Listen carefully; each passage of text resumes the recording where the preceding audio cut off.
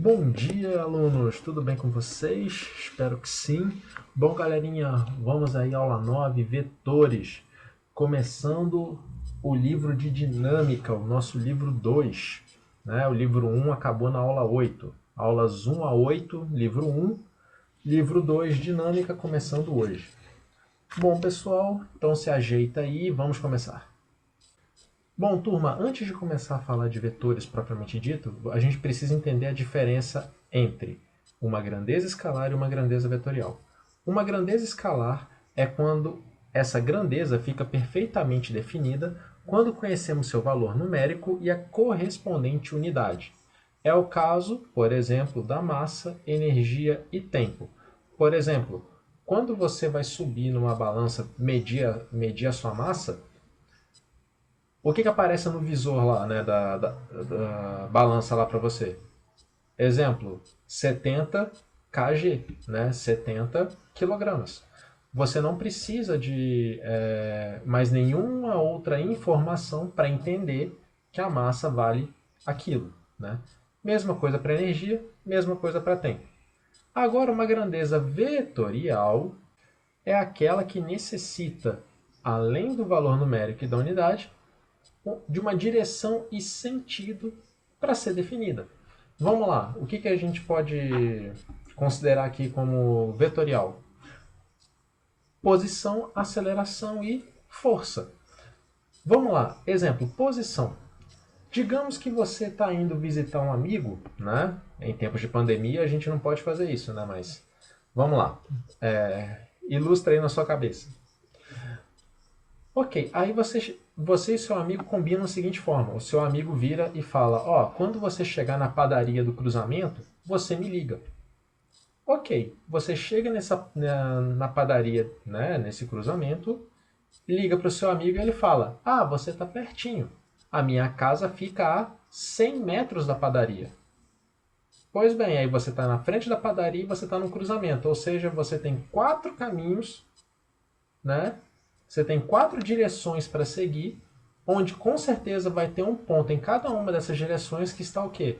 Está a 100 metros dessa padaria. Aí geralmente qual é a pergunta que você, né? Qual é a pergunta que você pensou aí agora? Fulano, 100 metros para onde, né? Ou seja, só o valor numérico e a unidade não é suficiente para que aquela informação seja entendida. Beleza? Pegaram as diferenças? Então, vamos lá. Vamos entender então o que é um vetor.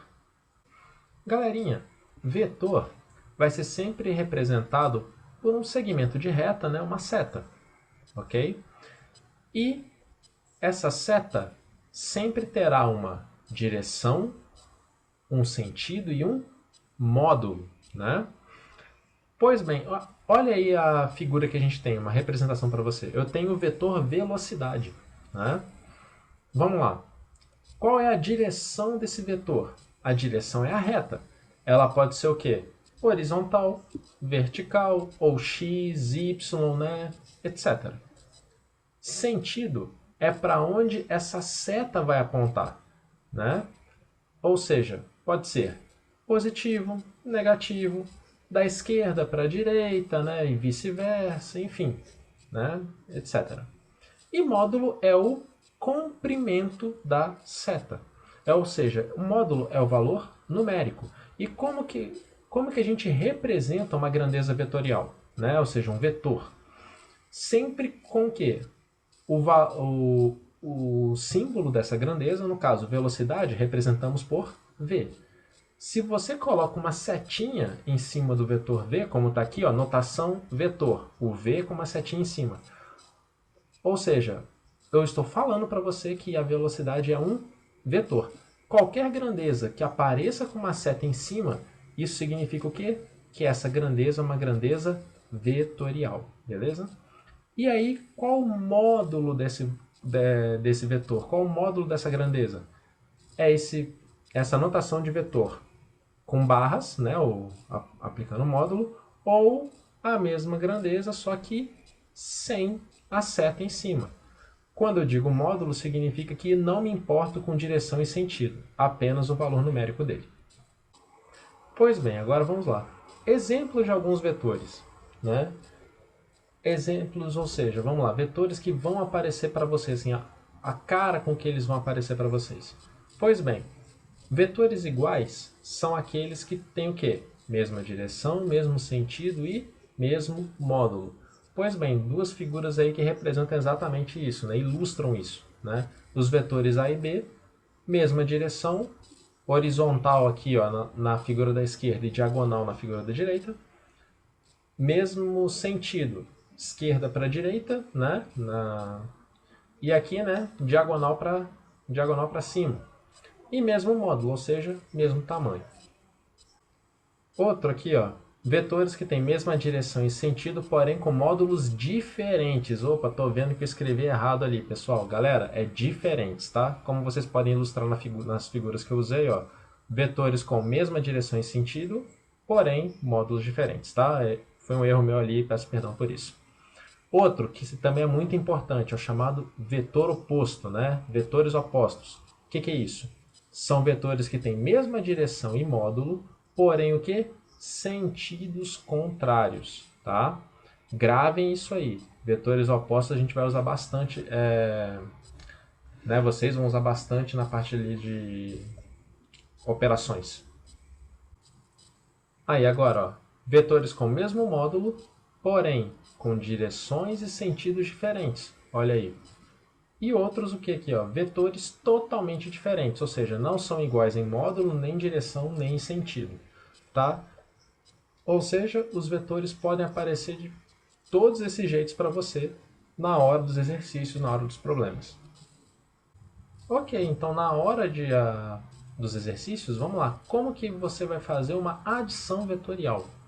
O vetor que representa a soma de todos os vetores é representado por um vetor que tem origem na origem do primeiro vetor e a extremidade na extremidade do último vetor. Aí aqui, ó, eu fiz aqui um exemplo, ou seja, ó, vamos lá, vetor soma, né? Igual a vetor 1 mais vetor 2. E aí, pessoal, você pode ter diversos vetores nessa hora, tá? V1, V2, V3, V4, V5, não importa. Aqui eu só botei 1 e 2 só para ilustrar. Aí vamos lá, olha só. Olha aqui a figura da esquerda. Nós temos o quê? Dois vetores consecutivos, tá? Eu tenho o vetor V1 que está indo de A para B e o vetor V2 que vai de B para C. Quando nós temos esses vetores consecutivos, o vetor soma V1 mais V2, né, vai ser o quê? O vetor soma que tem origem na origem do primeiro, então, ou seja, na origem A, né, no ponto A, e extremidade na extremidade do último, ou seja, a extremidade do último é em C, então, ou seja, o vetor soma é de A até C, beleza? E quando os vetores não são consecutivos, Igor, o que eu faço?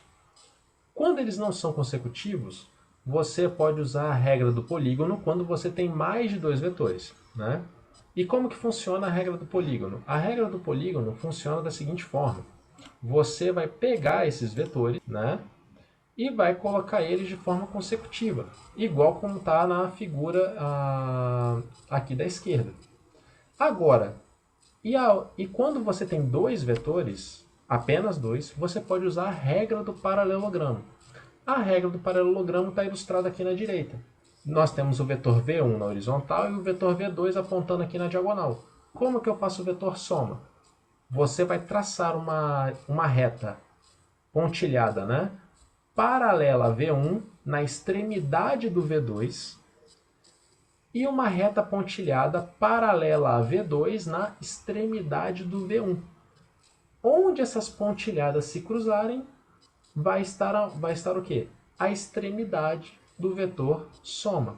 E a origem? A origem estará no encontro das origens. Como vocês podem ver na figura, esse encontro é no ponto A. Então, pela regra do paralelogramo, esse vetor soma vai de A até o encontro das pontilhadas, que na figura é o ponto C. Ok? Mas não se preocupem, regra do paralelogramo eu vou falar com mais detalhes lá no final. Ok? Olha aí, ó, como eu disse, ó, quando temos dois vetores não consecutivos, como o caso aqui, ó, V1 e V2, eles não são consecutivos, eles estão soltos, né? Aí, vamos lá. Lembrando, Vetor tem módulo, direção e sentido. Se você mantiver essas três características do seu vetor, você pode pegar esse vetor e levar ele, ou seja, transportar ele, né? Ou seja, escrever ele em qualquer lugar, que ele continuará sendo o vetor V2. Então, o que você vai fazer? Você vai pegar o... Vamos lá, eu quero V1 mais V2, né? Lembrando, na adição vetorial, galera, não importa a ordem. O vetor soma V1 mais V2 vai ser igual se você fizesse V2 mais V1. Vai dar exatamente a mesma coisa, ou seja, a ordem da soma não importa, tá? O resultado sempre será o mesmo. Então, galera, olha aí, ó. Eu tenho o vetor V1 aqui à esquerda, né, indo de A até B, né, o segmento de reta AB, e o outro aqui o V2 de C a D. Então, o que você vai fazer? Vamos lá, eu quero fazer V1 mais V2, então eu vou pegar o vetor V2 e vou o quê? Deslocar ele, mantendo as três características até onde? Até a extremidade do vetor 1, que é em B. Sendo assim, ó, olhando a figura da direita, olha como é que fica. Eu tenho ponto B e C igual. E aí a gente pode fazer a soma, ó. Origem na origem do primeiro, extremidade na extremidade do último. Então, ó, vetor soma aí na horizontal. Belezinha? Agora, galera, uma pequena observação aqui. Quando você, ao fazer essa regra do polígono, né?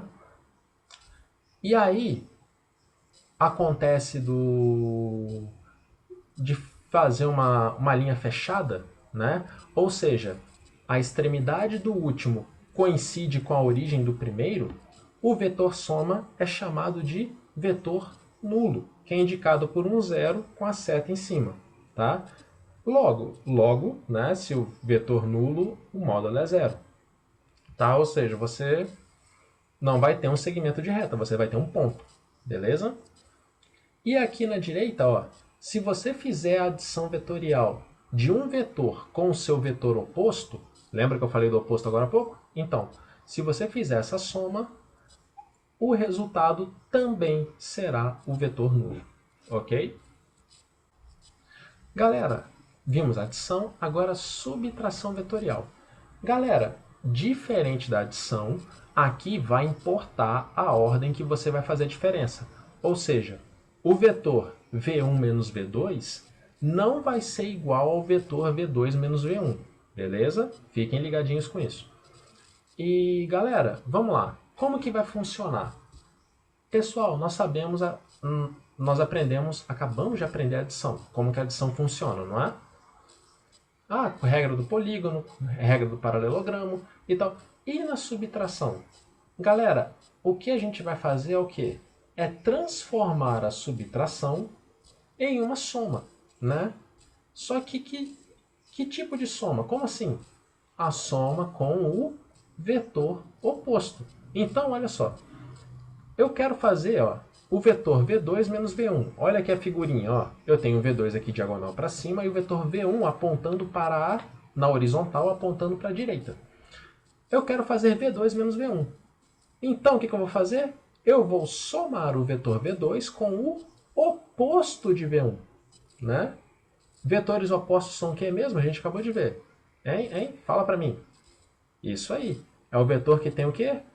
Mesma direção, mesmo módulo, porém o quê? Sentido oposto. Então, olha só, o que eu vou fazer aqui? Esse vetor V1 que está para a direita, o oposto aponta para a esquerda. Aí, sim, agora eu vou fazer o quê? A soma desses dois vetores. E a soma desses dois vetores é quem? O vetor diferença, né? O VD aqui. E como são dois vetores, aí a gente pode usar a regrinha do paralelogramo, tá? Beleza? Tranquilo? Agora, galera, produto de um número real por um vetor. Igor, ok, soma, subtração, entendi. Mas e multiplicação? Se eu quiser pegar um número qualquer e multiplicar pelo vetor, como que fica? Galera, quando você faz isso, ó, você vai ter um novo vetor, né?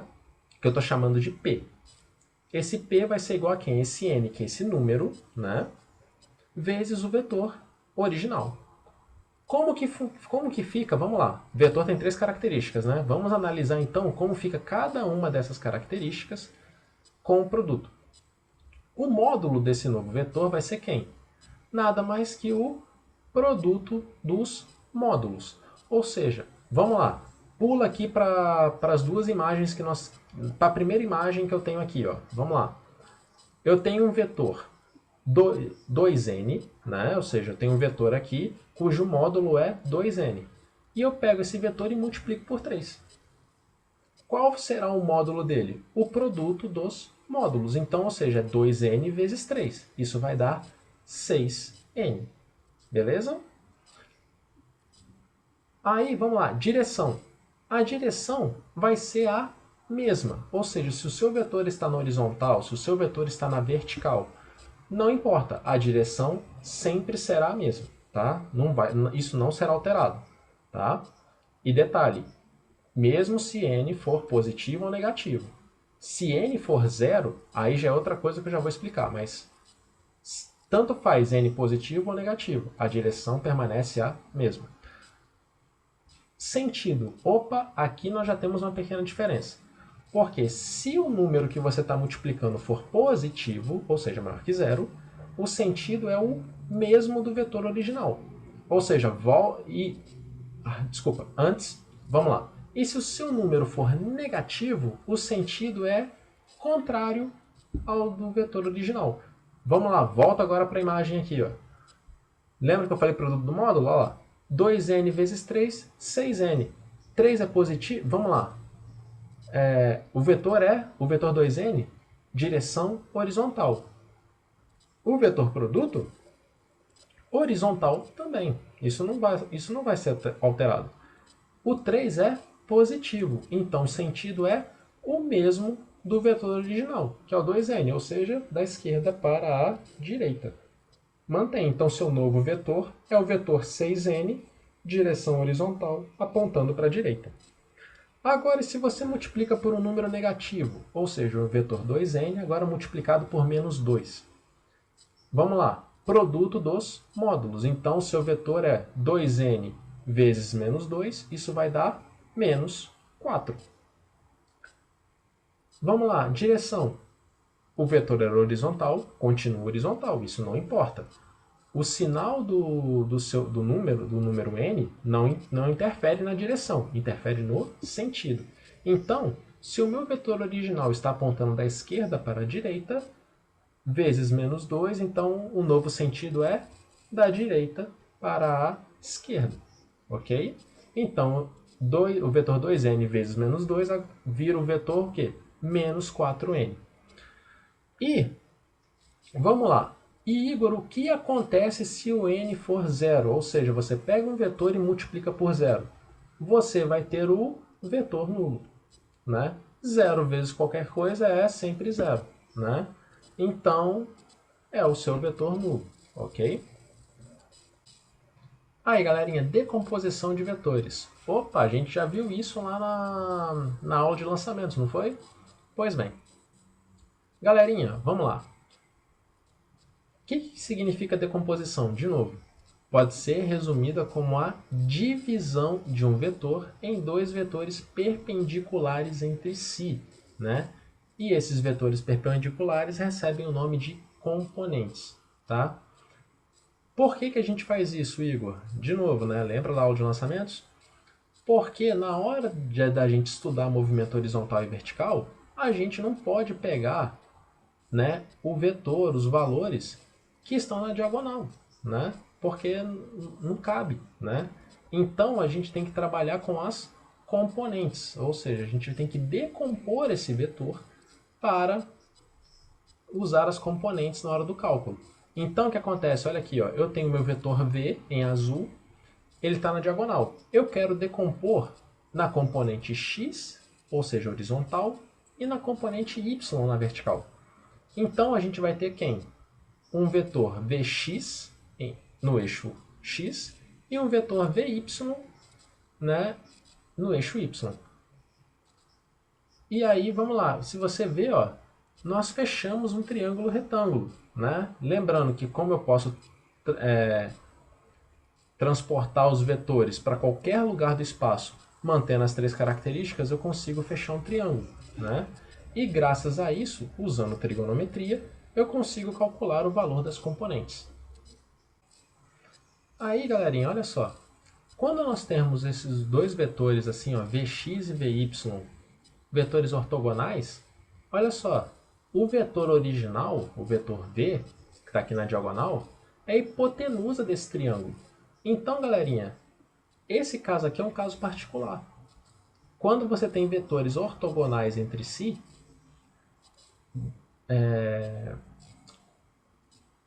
a soma desses vetores você pode calcular pelo teorema de Pitágoras, né? Já assim, né, adiantando assim, se você ler o seu livro didático, você vai ver isso.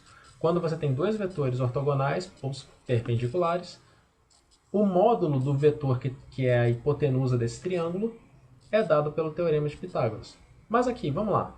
Nós temos esse triângulo retângulo, eu quero calcular os catetos, ou seja, eu quero Vx e Vy. Como que eu faço isso? Nós temos esse ângulo θ com a horizontal. Vamos usá-lo. Ou seja, seno de θ é quem? Vy por V e cosseno Vx por V. Passando o V multiplicando, nós temos que a componente y é V seno θ e a x é V cosseno θ. E é com esses valores, ou seja, com esses dados, essas informações, que nós fazemos os cálculos. Lembra lá de lançamento? Exatamente a mesma coisa. Tá? Beleza? Tranquilo? Então vamos seguir. Aí, turma, lembra que eu falei da regra do paralelogramo? Vamos dar uma olhada aqui com mais carinho nela. Galera, regra do paralelogramo você só pode usar se você quer somar dois vetores. Se tiver um terceiro, já era, desiste, você não pode usar a regra do paralelogramo. Tá? Aí como é que fica? Eu tenho o vetor V1 e V2. Regra do paralelogramo, você falou, Igor. Passa paralela ali a V1, paralela em V2, o cruzamento, né? Ou seja, da origem ao cruzamento, é o meu vetor V. Né? Ok. E como que a gente calcula o módulo desse vetor V, né? Dessa soma? Como que a gente calcula o módulo? Usando a lei dos cossenos. Ou seja, o módulo do vetor V ao quadrado é igual a V1 ao quadrado mais V2 ao quadrado mais 2 vezes V1 vezes V2 vezes o cosseno do ângulo entre V1 e V2. Tá? E aí vamos lá. Igor, meu Deus, que coisa é essa? Muito feio. Como é que você chegou nisso, Igor? Galera, vem comigo que eu vou mostrar para você passo a passo de como que a gente chega nessa lei dos cossenos. Né? Ou seja, vamos tirar essa nuvem que está aí por cima disso agora. Primeira coisa que eu vou fazer, galerinha, eu vou fechar esse triângulo aqui, ó, da ponta do vetor V2 e da ponta do vetor V. Eu vou, né, passar aqui a pontilhada, né, de forma perpendicular, e aí vamos fechar um triângulo, né, com catetos AB e o mesmo ângulo θ. Afinal, a hipotenusa desse novo triângulo é o próprio vetor V1. Olha só. Entenderam o que eu fiz aqui? Beleza, né? Aí vamos lá. Eu tenho esse novo triângulo com catetos A e B. Como é que eu calculo esses catetos? Opa, esse triângulo é um triângulo retângulo. Muito bom. Usamos a mesma trigonometria que a gente viu nesses poucos slides atrás. Com isso, chegamos que o cateto A é V1 seno θ e o cateto B é V1 cosseno θ. Então, olha só, agora eu tenho todas as informações para esse triângulo grandão, que é a hipotenusa é o vetor V, o cateto um dos catetos é o próprio cateto A, né, que é V1 seno θ, enquanto o outro cateto é o vetor V2 somado com o vetor, né, ou seja, com o cateto B. Então é V2 mais B, ou seja, V2 mais V1 cosseno θ. Opa, triângulo retângulo, eu quero saber quem? O módulo do vetor V. O que eu falei que a gente pode usar? Isso aí, o teorema de Pitágoras. É exatamente isso que eu vou fazer. Então é o quê? Quadrado da hipotenusa, que é o V, é igual à soma dos quadrados dos catetos. Ou seja, V1 seno θ, tudo isso ao quadrado, mais V2 mais V1 cosseno θ, tudo isso ao quadrado. Olha só. Então teremos V1 quadrado seno ao quadrado de θ, mais, aí olha só, isso aqui, galera, V2 mais V1 cosseno θ ao quadrado, isso é um produto notável, A mais B ao quadrado, né? Você pode aplicar o produto notável direto, se você souber. Se não, olha o que eu fiz aqui, ó. Isso tudo ao quadrado é a mesma coisa que V2 mais V1 cosseno θ vezes V2 mais V1 cosseno θ. O que você vai fazer aqui? Vai aplicar a... Isso aí, excelente. A distributiva, né? Propriedade da multiplicação. Você vai pegar lá V2, que multiplica V2 e V1 cosseno θ, e pegar V1 cosseno θ, que multiplica V2 e depois V1 cosseno θ. Com isso a gente chega, né? Ó, vamos lá. V1 quadrado seno quadrado de θ, continua, deixa ele quietinho. E aí, com esse produto notável, nós temos V2 ao quadrado mais 2 vezes V1 vezes V2 vezes cosseno de θ, mais V1 ao quadrado vezes cosseno ao quadrado de θ. Opa, olha aqui. Eu já destaquei para você, ó. Nós temos V1 ao quadrado nesses dois termos da soma. O que eu vou fazer? Vou colocar V1 ao quadrado em evidência. Sendo assim, eu tenho V1 ao quadrado vezes seno ao quadrado de θ mais cosseno ao quadrado de θ, né? Fecha parênteses, mais V2 ao quadrado mais 2 vezes V1 vezes V2 vezes cosseno de θ. Opa, mas tem uma relação na trigonometria, né? Se você viu lá em matemática, que diz o seguinte, que seno ao quadrado de θ mais cosseno ao quadrado de θ, isso é 1. Então, o que eu vou fazer aqui? Ó, vou substituir. Fica V1 ao quadrado vezes 1. V1 ao quadrado vezes 1 é o quê? É o próprio vetor V1 ao quadrado. Então, olha aí, ó, chegamos na lei dos cossenos. O módulo do vetor, né, V ao quadrado é V1 quadrado mais V2 quadrado mais 2V1 vezes V2 vezes cosseno de θ. Ufa! Beleza? Galera, se não ficou muito claro, dá um pause, vai vendo com calma aí direitinho todo o passo a passo que a gente fez aí, né, para vocês entenderem a matemática. Beleza? E é assim que a gente sabe que quando a gente tem dois vetores, né, em um ângulo qualquer, o módulo do vetor soma, né, você calcula pela lei dos cossenos. E aí, galerinha, exercícios. Meu Deus, Igor, muita coisa. Pois é, porque são todos os exercícios do capítulo 1, né? Vocês podem fazer agora todos eles, beleza? Então, turma, ó, bons estudos e, como é de praxe, qualquer dúvida com relação à matéria ou com relação aos exercícios que estão listados aqui, só mandar no sala de aula, né? Pode escrever no mural ou mandar uma mensagem privada, tá? Que eu respondo assim que puder. Ou, dependendo se muitos de vocês pedirem, eu posso fazer um vídeo e colocar direto no sala de aula, né, só com exercícios, né, os exercícios que vocês pedirem resolvidos. Belezinha? Bom, galera, fiquem bem. De novo, bons estudos e a gente se vê na nossa próxima aula. Um forte abraço, tchau, tchau.